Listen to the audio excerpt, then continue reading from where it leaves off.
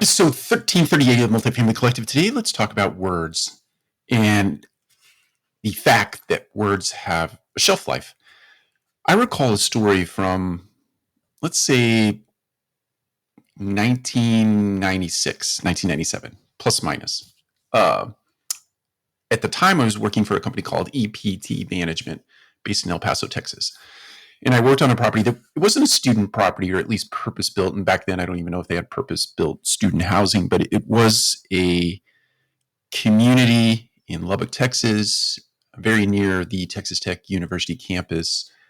And we did cater to a fair amount of students. That's not the point of this post. The point of this post is I was the property manager there at the time, and I was preparing for a regional manager visit. Actually, I think it was one of our VPs was coming up from El Paso, and our district manager from the area had communicated to me that person was coming up to visit the property. And in preparation for that, I wrote down like a list of 25 things that I needed to do and to get prepared for that meeting. And we went about trying to rip that off in 7 days. So obviously we didn't get it all done. One of the big eyesores was that we had decided to replace the flooring in the laundry room, and we got about halfway done before she arrived at the property.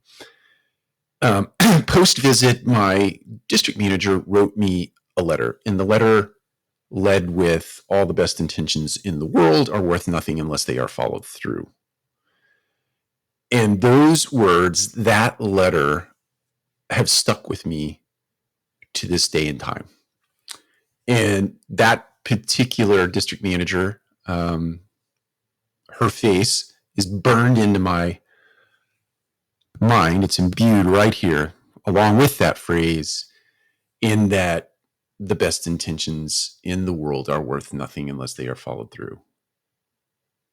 In other words, if you don't take the time to think through what is coming out of your mouth in the way of commitments, there's a high likelihood you're not going to be able to live up to the expectation that you put out into the world for yourself, right? And you put your reputation at risk when you do that, especially if you are relying on others, not only yourself, but others to get things done. The point of this post today is this: words have a shelf life. Those words from that particular district manager have stuck with me for a very long bit of time. My imagination tells me there are many of you that write handwritten notes or emails, text messages, DMs, any way you can get a note out today. You use those avenues, distribution avenues, to send notes to people. Remember, when you're sending those notes, that those words, especially if you're in leadership, in a position of leadership, you carry a role in the organization that has a title behind it. Whether you like it or not, that title gives some level of credibility. Mind you, there are lots of things that go into that credibility, but the things that come out of your mouth carry real weight, and they have a shelf life over a very long bit of time.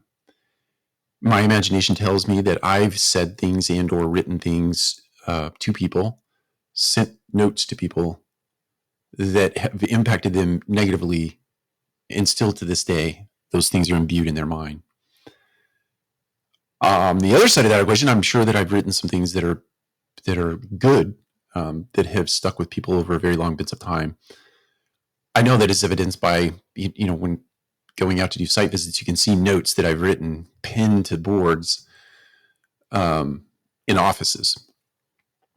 But the point is this: the big point, the big punchline here is really think about what you're putting out into the world, especially if you're in a position of leadership, especially if that title gives weight to your voice. And just remember that people many, many, many years removed from now will have been impacted and shaped by the things that you say to them, things that you put down on paper and you send to them, things that you send digitally and electronically. Those things have a shelf life, and they shape life. Take care. We'll talk to you again soon.